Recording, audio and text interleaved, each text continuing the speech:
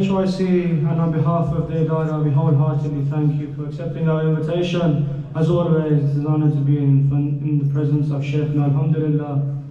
Without further ado, I'd like to invite respected guest Sheikh Nabil to come forward and deliver tonight's lecture. Can we welcome Sheikh with Nara Takbir? Nara Takbir! Nara Risalat! Nara Risalat! Nara Haidari! Nara Haidari!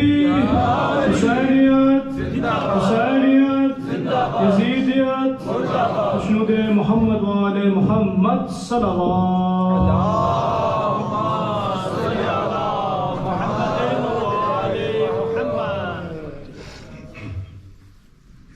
ما شاء الله لا حول ولا قوة إلا بالله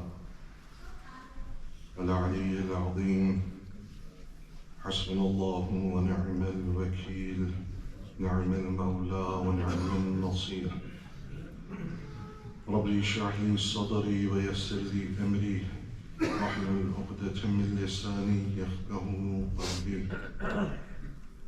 أعوذ بالله من الشيطان اللعين الرجيم بسم الله الرحمن الرحيم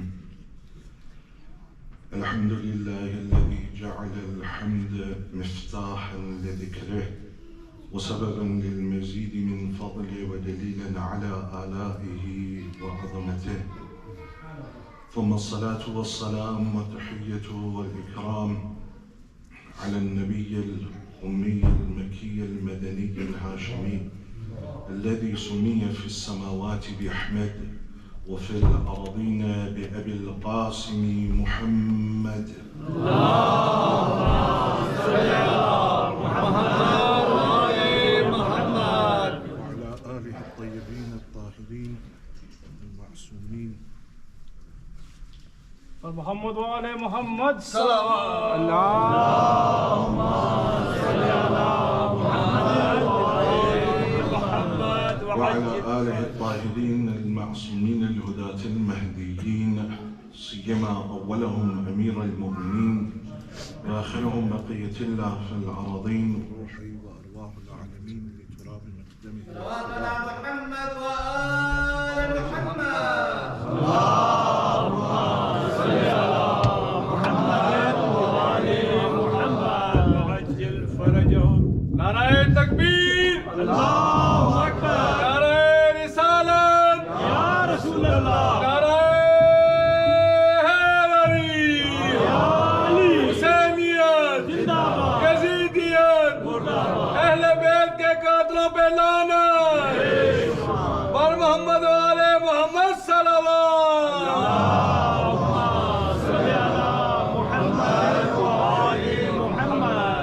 ورحمة الله على محبيهم ومواليهم وشيعتهم أجمعين ولعنة الله على أعدائهم وقتلتهم وغاصب حقوقهم ومنكري فضائلهم ملعونين أما بعد قال المعصوم عليه السلام ألا وإن السنة قد أميتت وإن البدعة قد أحييت إن تطيعوا أمري وتسمعوا قولي أهدكم سبيل الرشاد.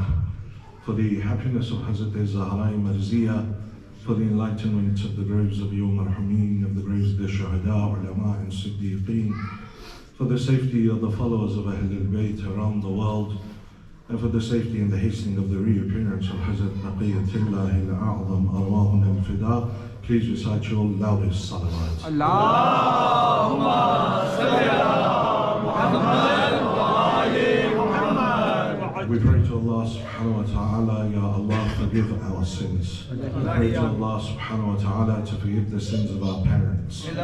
Oh Allah, those of our parents that are alive, give them long lives. Those of our parents that have left this world, give them a place next to Ali Muhammad in Jannah.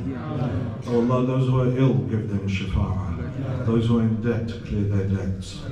Ya Allah, give safety and victory to the people of Palestine. Ya Allah, destroy every oppressor wherever in the world he may be. Ya Allah, give us life to see the victory of every oppressed over their oppressor. Ya Allah, keep our ulama and our maraja at the head of our institutions and give them long and healthy lives. Ya Allah, hasten the reappearance of the Imam of our time and allow us to be amongst his true muntadhareen, his true waiters, for the acceptance of these du'as and any other du'as that you brothers and sisters have brought. Please recite another of your loudest salawat ala Muhammad wa ali Muhammad. Allahumma salli ala Muhammad wa ali Muhammad. किबला एक मोमन है तौकीर अब्बास के नाम से वो फालिज के अर्ज़े में मुब्तला है, उसके लिए दुआ फरमाइए। Inshallah, inshallah. For all those that are ill and specifically this mu'min Tawqir Abbas, please join me in reciting Amma Yujibu 3 times. Bismillahir Rahmanir Rahim. Amma Yujibu al-Mustarra idha da'a wa yakshifu as-su'. Amma Yujibu al-Mustarra idha da'a wa yakshifu as-su'. Amma Yujibu al-Mustarra idha da'a ويكشف السوء. صلوات. اللهم صل على محمد وآل محمد. All praise due to Allah subhanahu wa ta'ala, the one who is Rahman and the one who is Rahim. Once again, it's an honor to be back here amongst you all in, I think, my first lecture back in England after being away for so many months, living in Canada now. And alhamdulillah, it's here in Husseiniya, Birmingham, a place which is very dear to my heart. And I pray that Allah subhanahu wa ta'ala always keeps you all safe and this idara becomes the beacon of the message of Ahlul Bayt alayhim salam. When we look at the saga of Karbala, arguably, this whole story begins from Rajab. When Muawiyah alayhi al-Hawiyah is killed or dies and enters into the hellfire, he sends a letter before he dies, he sends it to Yazid. And he says that when you come into this position, I would advise you to go and get bay'ah from a number of people, but don't go to 3 people for bay'ah. First is Abdullah ibn Umar, Abdullah ibn Zubayr, and the third is Abi Abdullah al-Husayn. Says leave these 3 people. When Yazid Mal'un reaches power, the first thing that he does is he sends a letter to Medina to Walid ibn Utbah. He says leave every single person. I want you to go and get hold of Abdullah ibn Umar, Abdullah ibn Zubayr and Abi Abdullah al-Husayn and demand a bay'ah from them. Walid ibn Utbah, he doesn't know what to do, so he calls upon the former governor of Medina, Marwan ibn Hakam Mal'un. He brings Marwan, he says, look, this is the letter that has come from Yazid and it is asking me to get the bay'ah from these individuals. What should I do? Marwan ibn Hakam says to him, in regards to Abdullah ibn Umar, don't worry about him. He'll give bay'ah to whoever is in power and he'll go with the flow. And this is how you see in his time, when Imam Hussein goes to visit Abdullah ibn Umar, he says, why don't you just give bay'ah to Yazid? It's okay, let it be the case. It's fine, don't cause discord. And then, he goes himself, he rushes to give Yazid bay'ah, and then whoever else comes subsequently afterwards, to the extent that when Hajjaj ibn Yusuf al-Thaqafi Mal'un comes to power, Abdullah ibn Umar rushes in the middle of the night to go and give his bay'ah. Hajjaj is asleep in his bed, they wake him up, they say, Abdullah ibn Umar, the son of the second Khalifa, has come to meet you. He says, what is it that he wants? He says, he wants to give you bay'ah. So he says, okay, bring him in. So they bring him in, and he says, oh Hajjaj, I wish to give you bay'ah to the Khalifa, and you will be my representative for it. Hajjaj says to him, look, I'm tired, I can't be bothered to get out of bed. He sticks his foot out. He says, give bay'ah on my foot. So this is what this sort of individual was, and Marwan knew. And he said, leave him. Abdullah ibn Zubayr and Abi Abdullah, these 2 individuals, you need to summon them straight away. And if they refuse to give bay'ah, then cut off their heads. So a messenger goes to Abdullah ibn Zubayr and a messenger goes to Abu Abdullah. When Imam al-Hussein receives the letter that he's been summoned to Dar al-Imara, he prepares himself, he recites a 2 rak'ah salah, and he prepares 30 of the youth of Bani Hashim to go with him. Abdullah ibn Zubayr, he sees this letter, he runs away. Overnight, he leaves Medina, he goes and he hides out in Mecca. They try to find him, they can't find him. Coming back to Abu Abdullah, so he comes to Dar al-Imara. He says, what is it that you have summoned me for? They said, look, this is the letter that has come from Yazid. At this point, the death of Muawiyah was not known to the people. Imam al-Hussein looks at it and says, Zahiran, Muawiyah has died. And then he looks at what is requested from Walid ibn Utbah. The Imam says, Inna lillah wa inna ilayhi rajiun wa ala al-Islamu salam. Says that now this is salam to Islam if someone like Yazid has been brought into power. Then he says, what is your intention to Walid? Walid says that we want you to come and give bay'ah. The Imam says, I'm sure you don't want me to come in the middle of the night in secret and give bay'ah. Surely it would work better for you if I was to come during the day where all the people are there, when everyone is en masse giving bay'ah, and I give my opinion on the matter then. Walid says, this is a piece of advice. Yes, I agree with you. So you can return home with safety. As Abu Abdullah turns to leave, Marwan says to Walid, he says, don't let Hussein leave. Says if he leaves now, you won't ever get hold of him until a lot of blood has been shed. Tell him to give bay'ah now or you will cut off his head. At that moment, Abu Abdullah turns to Marwan. He says, Yabna Zarqa, says, oh son of Zarqa, will you kill me or will he?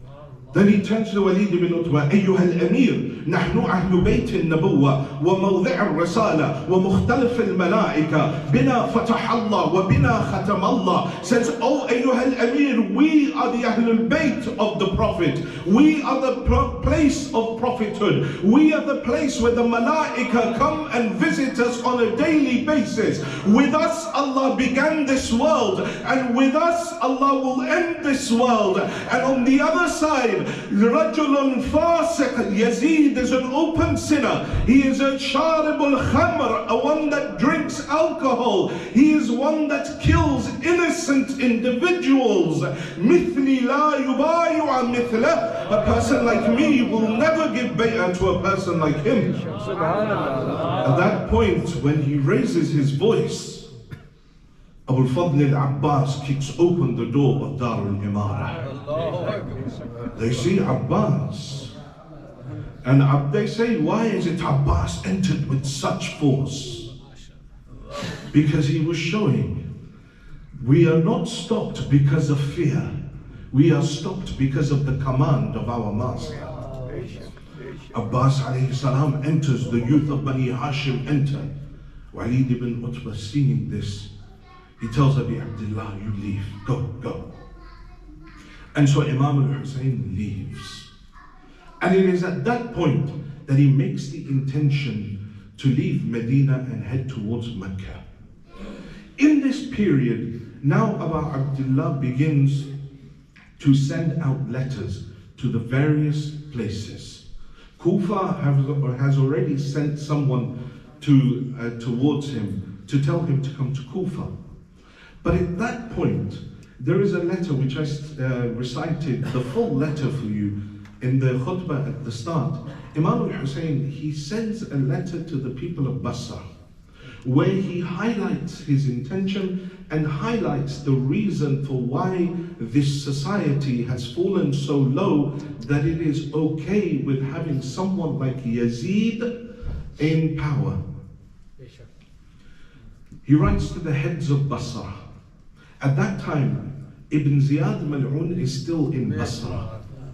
So Imam, he writes to the Ru'asa, the heads of the tribes of Basra.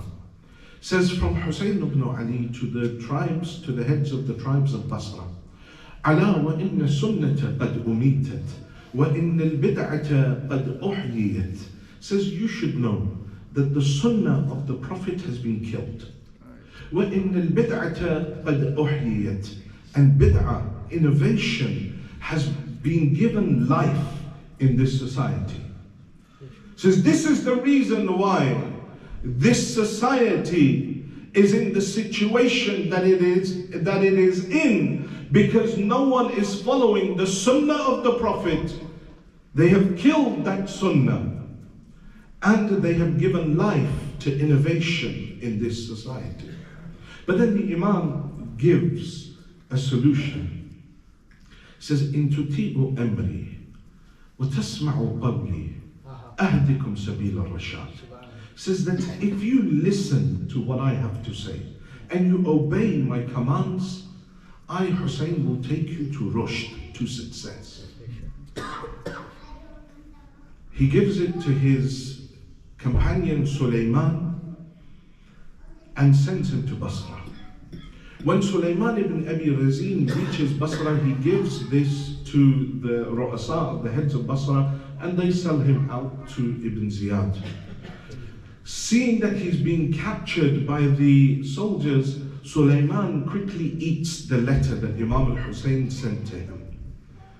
When he's taken in front of Ibn Ziyad says to him that what was the contents of the letter? He says, I don't know. I ate it, I'm not going to tell you. In the end, there's a long conversation that happens with them. And Ibn Ziyad says, I'll let you survive. Go up on the minbar and curse Abi Abdullah and Ahlul Bayt. Sulaiman goes on there, he sits on the minbar and he begins to praise Imam al-Hussein and curse Yazid and curse Ibn Ziyad. At that moment, Ibn Ziyad takes him to the roof of the Dar al-Imara of the palace, severs his head and throws his body from the top of Dar al-Imara. This letter is so important because it sets out the criteria for what causes a Karbala to happen. What causes a community to fall so low that they are willing to follow someone like Yazid, and then one step further are willing to massacre the grandson of the Holy Prophet. The Ayyam of Muharram are coming. They are on our doorsteps. It's the time of the year that we eagerly await every single year. It is for the followers of Ahlul Bayt a renewal of their vow to the Imam. It is a renewal of their spirituality. And there is a very specific rizq that is open for you in the first 10 nights of the holy month of Muharram. The Urafah, the awliya, they say that there is a bab of rizq that opens in these ayyamullah. And every year it is different. And so you must utilize those first 10 nights to be able to gain something from those days. It's not just tradition. It's not just culture. There is much more here. There is a ma'rifah, there is something hidden, a sir that is hidden in the 10 nights of Muharram that Allah subhanahu wa ta'ala is swearing by them, wal fajr wa layalil ashr, and by the dawn and by those 10 nights. There is something that is hidden. And so one must gain from it. Because when you gain from it, and then you mourn, when you gain ma'rifah of it, then you mourn, then your maqam is much higher. من بكى عن الحسين عارفا بحقه وجبت له الجنة. You cry, you do buka over Abu Abdullah, understanding his right, wajibat lahu al-jannah, Jannah becomes wajib upon you. But what is understanding his right? It is to know what Hussein ibn Ali alayhi salam wanted from us. That I live my life like Hussein alayhi salam wanted. And that was to gain Allah subhanahu wa ta'ala. Where he says in Dua Arafah, in Yawm al-Arafah, you would have recited the Dua of Abu Abdullah. You look at it, pages after pages, the Imam is doing praise after praise after praise of Allah subhanahu wa ta'ala. I thank you, Allah, for the bone in my ear that allows me to hear. I thank you for my eyes that are able to see. I thank you for my nose. I thank you for my lips. I thank you for my tongue. 12 pages of just thanks. Then the first dua that Abu Abdullah asks from Allah is what? Allahumma ja'alni akhshaka ka'anni arak. My Lord, allow me to have the fear in my heart as if I am seeing you myself. What is my connection with Allah? The month of Muharram is about connecting to Allah. That is the ultimate aim of the human being. That is the purpose of creation. When Allah subhanahu wa ta'ala says, Ya Ahmed, kuntu kanzan makhfiya, fahbabtu an u'raf. Says, I was a hidden treasure, I desired to be known. فَخَلَقْتُ الْخَلْقَ لِكَيْ أَعْرَفْ. And so I created mankind so that they may come to know me. The ma'rifah of Allah is the purpose of your creation, but you cannot gain the ma'rifah of Allah without Ali Muhammad. They are the only ones that can teach you of Allah subhanahu wa ta'ala. They are the only ones that can take you to that path, the path of success. You look at those that were successful, look at those that were unsuccessful when it comes to Abu Abdullah. There are many there in the whole saga of Karbala. You look at each of those individuals that was with Abu Abdullah. It's about taking use of the opportunity. Amir al-Mu'mineen says, وَالْفُرَسَةُ تَمَرُّ مَرَّ السَّحَابِ. Says, opportunity are like clouds. Grab hold of them before they pass you by. And I'm telling you, the first 10 nights of Muharram for you are an opportunity. Grab hold of those 10 nights. Use them to ascend. Because they will pass you by, and before you know it, it will be Rabi'ul Awwal. And we will have mourned and we will have left all of that behind. In the first 10 nights, gain that ma'rifah. Ask from Allah subhanahu wa ta'ala to give you that rizq that is available. Why did Karbala happen? Because the sunnah of Rasulullah was killed. How much of the sunnah of the Prophet do I have in my life?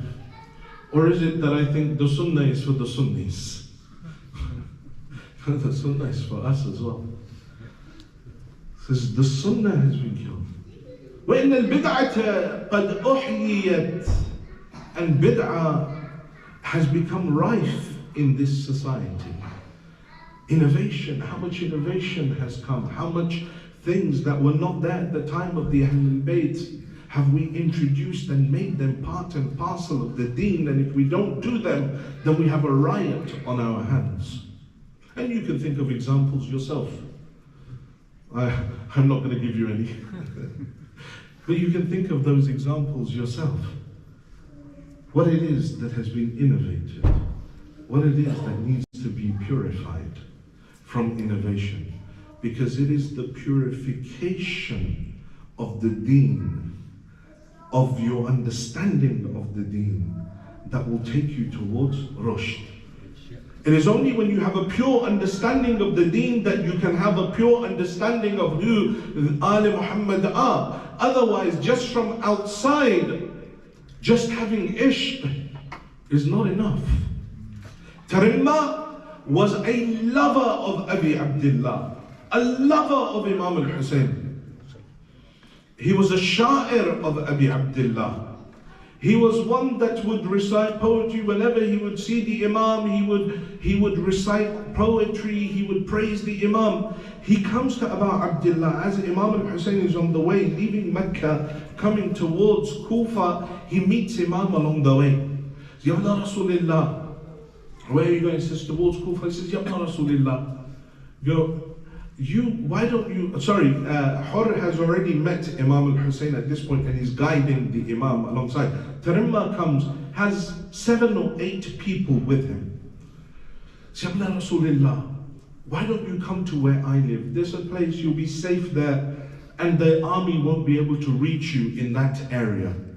The Imam says, no, this is our aim, and we will carry on and see where Allah subhanahu wa ta'ala has for us. Says, Ya Rasulullah, I want to join you. Imam says, come, join me. The 7 or 8 people that were with Tarimma joined Abu Abdullah. Tarimma says, Ya Rasulullah, I'll be back. I just need to go and sort some affairs out for my family. I'm just going to sort them out and I'm going to come back to you straight away. I'm going to come back to you straight away. Imam says, that's fine, but Tarimma, hurry.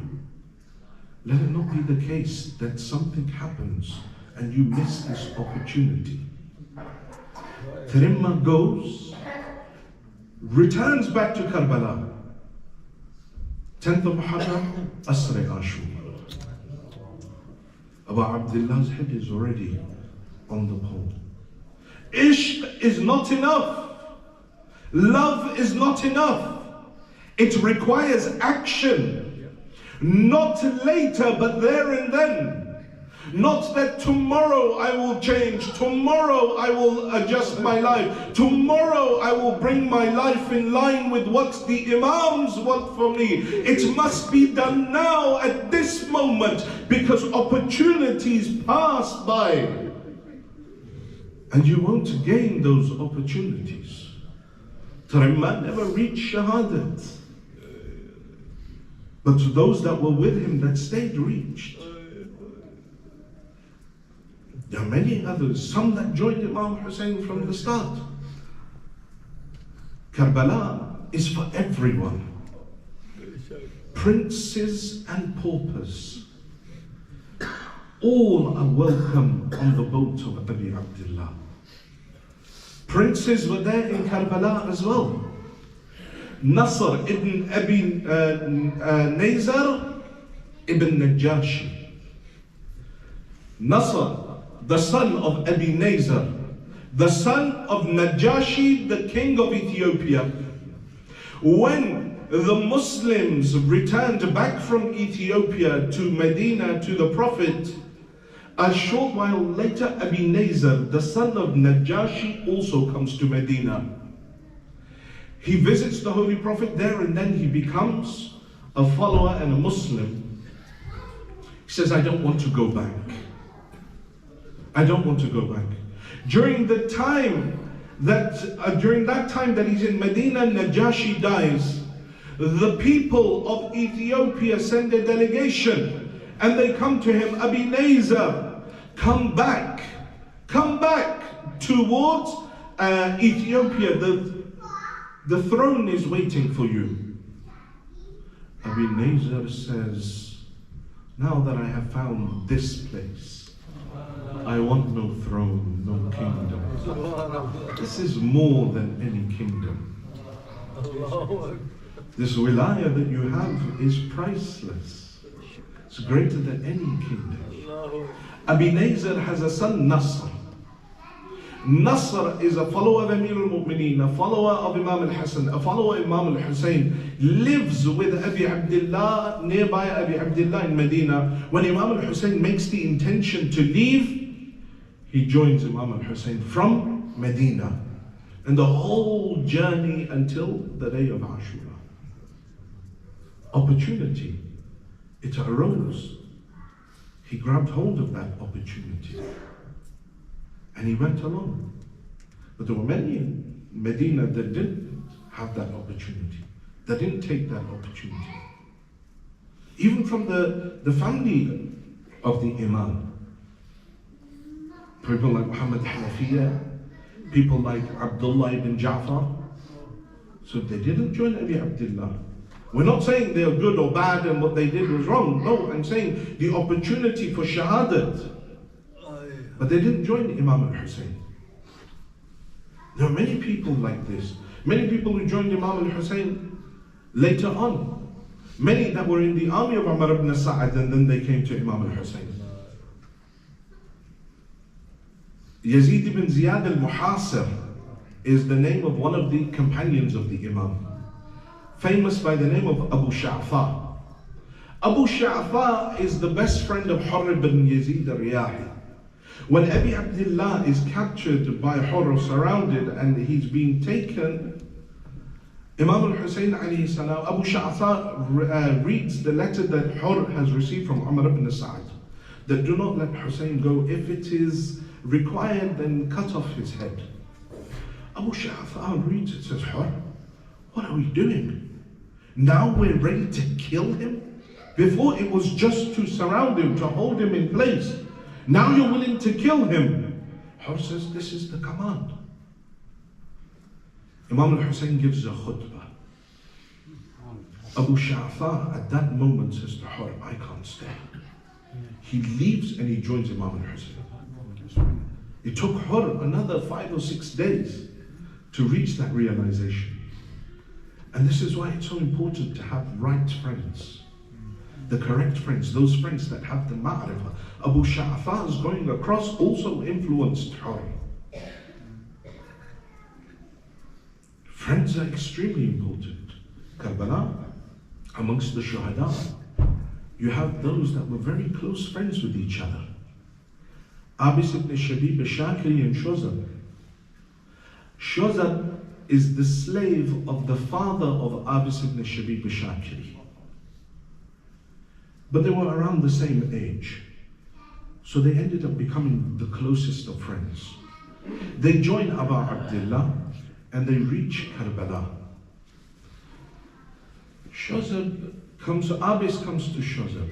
He says, Shuzab, after Imam al-Hussein's khutbah, he says, what is your intention?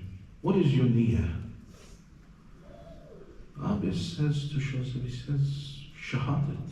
Abi Abdullah is willing and he wants to go this way.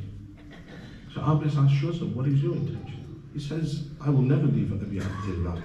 I'll also give my life for him. Abis says to him, Shuzab, then do me a favor. He says, what is it? He says, tomorrow I want you to go out first and be killed. He says, why? Abis says, Shuzab, I have nobody else in Karbala. You are the closest thing to me. You are my best friend. I have no others. Others have sons, others have brothers, others have relatives that are here, and they are giving them for Abu Abdullah. Says, I don't have anything. Shuzab, you are the dearest thing to me. I want you to go out and I want you to be the shaheed on my behalf. I want to witness your shahadat in front of my own eyes so I can feel that pain as well and be happy that I gave my best friend in the way of Abu Abdullah. Shuzab goes out, his shahadat happens, Abis watches. Then Abis ibn Shabib al-Shakiri himself goes out. But Abis's shahadat didn't happen with swords or spears. No, Abis went out. He removes his helmet. He takes off his armor, he throws it aside. And he comes, says, come fight me. I require no sword, I require no armor, I require no helmet. حب الحسين أجنني. The love of Hussein has driven me mad. Because they said to him that you've gone mad. Umar ibn Sa'd, he said, حب الحسين أجنني. Says the love of Hussein has driven me mad. He comes out. Umar ibn Sa'd says, no one go near him. هذا أسد الأسود. This is the black lion or the lion of the lions. No one go near him. They say, what do we do? He says, stone him. So they stoned Abis ibn Shabib al-Shakiri from afar. And the shahadat of Abis happens like this. Each of these individuals that grabbed hold of that opportunity that they were given, you look at the level of their ma'rifah that they have for the Imam. You look at Abu Sha'tha himself. When he comes, he fights on his horse. The horse is injured, he's thrown to the ground. He comes running back to Abu Abdullah. Says, Ya ibn Rasulillah, I have 100 arrows. Allow me to sit in front of you and fire them. Abu Abdullah says, fire. He stands there and he fires. Imam al-Hussein raises his hand, says, Allahumma saddad ramaytah. Oh Allah, make his arrows accurate. Abu Sha'tha fires 100 arrows and 100 of them hit, killing 100 individuals. And then he says, Ya ibn Rasulillah, my arrows are finished. Will you give me permission now that I go out and fight hand to hand? Imam says, go. Abu Sha'tha goes out and he's martyred there. So many individuals, so many stories. How different individuals that came to Imam Hussein through great difficulty. The moment Muslim ibn Aqil was caught, Kufa went under martial law. There were spies in every single house in Kufa. Nobody knew who to trust. But there were people like Mujamma ibn A'izi or A'iz ibn Mujamma ibn A'izi and his son A'iz ibn al-Mujamma. They come to Karbala through difficulty with 5 other individuals. And they come and they meet Abu Abdullah through secret routes. And you have other individuals, people like Mas'ud ibn Hajjaj and his son Abdul Rahman ibn Mas'ud. They come to Abu Abdullah. 50-year-old Mas'ud ibn Hajjaj says to his son that his son is 20, says, Abu Abdullah is stuck in Karbala. Spies are everywhere. How shall we reach him? What shall we do? His son says, Father, I don't know, you know better.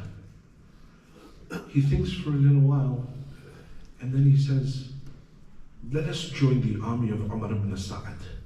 That's the only way out of Kufa. So they go and they sign up for the army of Umar ibn Sa'ad. On Shab-e Ashur, they defect and they come to Abu Abdullah. Look at the planning, look at the desire. When one wants to do something for the sake of their Imam, they will find a way. When one wants to go and defend the way of their Imam, they will find a way. So many of these individuals, and I could spend the whole night here telling you different stories of individuals that came and joined Abu Abdullah. These 72 individuals, from the children right the way through to the adults, to those that were seniors, 70 years old, 80 years old, that came and joined the Imam. One of the individuals, he comes to the Imam. Imam reaches Karbala, he's already there. Imam sets up his tent, he comes to the Imam. Says, Ya ibn Rasulillah, I heard 50 years ago when you were born, your grandfather Rasulullah held you in his hands and he said, this son of mine will be killed in a land called Karbala. Says, Ya ibn Rasulillah, that moment I left Medina and I found this land. And I have been camped out here for 50 years waiting for your arrival. He's so old, his eyebrows have fallen over his eyes, his back has been bent. Day of Ashura, he places a spear. He says, tie me to a spear so that I can stand straight. Tie a bandana over my eyes, over my eyebrows so that I can see. Tie the sword to my hand so it doesn't fall. And he goes out and he fights for Abu Abdullah. Individuals like this that were there, that were willing to give for the sake of Imam al-Hussein. Suleiman Abu Zar koi kambar nikle. MashaAllah. सुलेमा Abuzar कोई कंबर निकले, जितने भी ये निकले वो मुकद्दर के सिकंदर निकले। ये जो लश्कर के लिए मांग रहा है पानी, मार दे पत्थर पे जो ठोको तो समंदर निकले। और इस्लाम ने बांटा तो हजारों मांगे, खून जब दीन ने मांगा तो 72।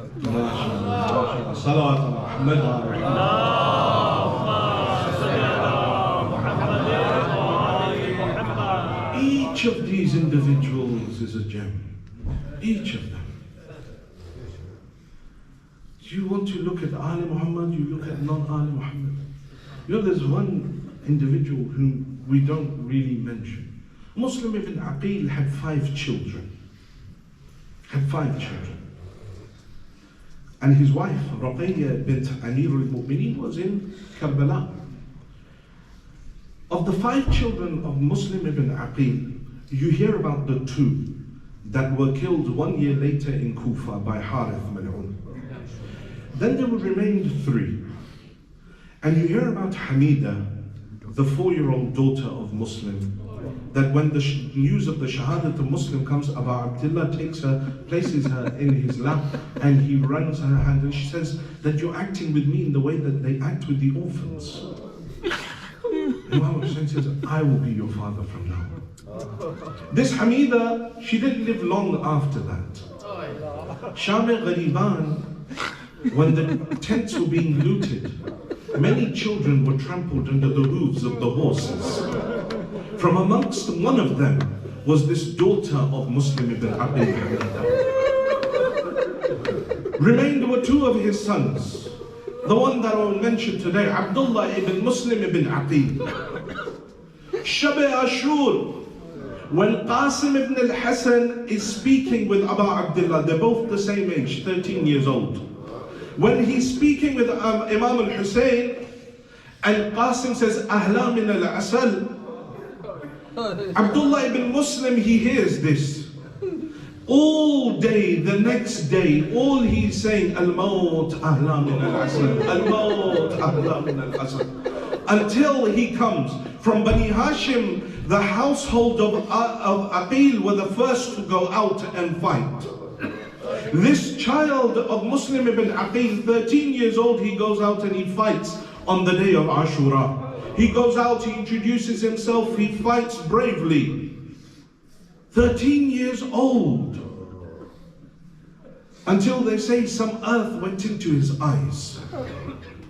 He lifted up his shirt to wipe it, and they saw his chest, so they fired an arrow into his chest.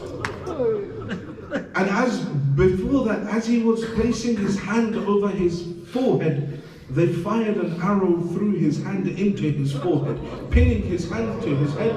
Then they came and they fired an arrow into his heart, and his shahadat happened like this. There are so many individuals whose stories can I tell you of those that took opportunities. Amr ibn al-Junada is one of the individuals, Abdullah ibn Junada is one of the individuals in Ziyarat al-Nahiya that Imam al-Zaman, he gives salam to. Says, As-salamu ala Abdullah ibn Junada wa ibnihi. Salam upon Abdullah ibn Junada and his son. Who is his son? Amr ibn al-Junada. 11 years old. Abdullah ibn Junada has been killed. Amr ibn al-Junada, at the age of 11, he comes and stands in front of Imam al-Hussein. Yabna Rasulillah, give me permission to go out and fight. Imam looks at him and says, my son, your mother is alone. His mother was there as well. He says, your mother is alone. Your father has already given his life in our way. Go be with your mother. Says, Yabna Rasulillah, my mother is the one that has sent me to you. My mother is the one that has sent me to you. Imam says, if that is the case, go. Go, I give you permission. Now look at the ma'rifah of this child. That he goes out, every shaheed went out, they introduced themselves. Habib went out, he says, Ana Habib wa Abi Mudhar. I am Habib and my father was Mudhar. But this young man, he goes out, doesn't introduce himself. Instead, he writes out, Amiri Husaynun wa ni'mal Amir. You want to know who I am? Forget who I am. This is what it means to go towards success. This is what it means to be lost in your Imam. Says Amiri Husaynun wa ni'mal Amir. If you want to know who I am, then know that Hussein is my master, and what a great master. Sururu Fuad al-Bashir al-Nadir. He is the peace of the heart of the Prophet of God. Aliyun wa Fatima walida. And if you want to know who Hussein is, his mother and father are Ali and Fatima. وَهَلْ تَعْلَمُونَ لَهُ بِالنَّذِيرِ. What greater virtue is there than this? Amr ibn al-Junada fights for a short while, they kill him. But he is of the few shuhada in Karbala whose head was cut off there and then. They cut his head from his body. His mother is watching. They take the head of Amr ibn al-Junada and they throw it to his mother. His mother picks up the head, Ahlan bika ya Noora indi. She kisses it and she throws it back. What we give in the way of Hussein, we do not take back. Each of these individuals in Karbala were unique. Who do we speak about? Each of them were unique. But the greatest of all of them is one shaheed that on the day of judgment they say, this shaheed is that shaheed that every shaheed in the world will do ghibta towards him. They will say, we wish we were at the level of Abbas. Today you will raise the percham of Abu al-Fadl al-Abbas, the raya, the alam of Abbas alayhi salam. That flag that Abbas did not allow to fall upon the earth for one moment until he had given everything. You hear that Abbas is Qati' al-Kaffayn, that his arms were cut. But in our reliable maqatil, let me tell you, the legs of Abbas were also cut.